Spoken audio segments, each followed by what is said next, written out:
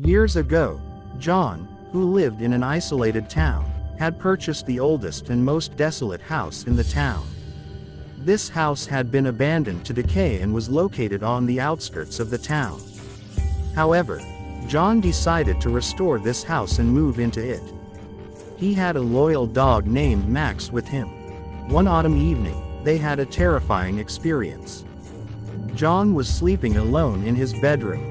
He suddenly woke up from a deep sleep and paid attention to a spine-chilling sound.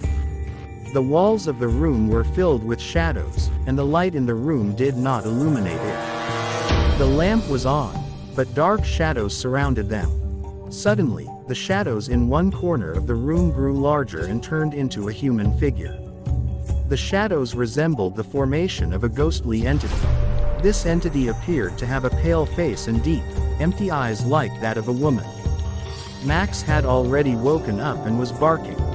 John, in fear, turned his eyes towards the ghostly figure. The entity was approaching silently, and a cold wind was blowing around it. As the ghostly woman approached, Max growled and snarled, ready to defend.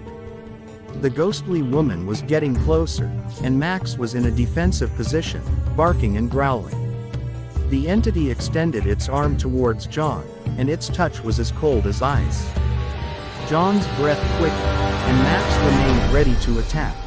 The ghostly woman got closer to them, and John's throat as Max snarled and barked aggressively. The woman extended her hand toward John's throat, and her touch was as cold as ice. John's breath quickened even more, and Max was ready to attack.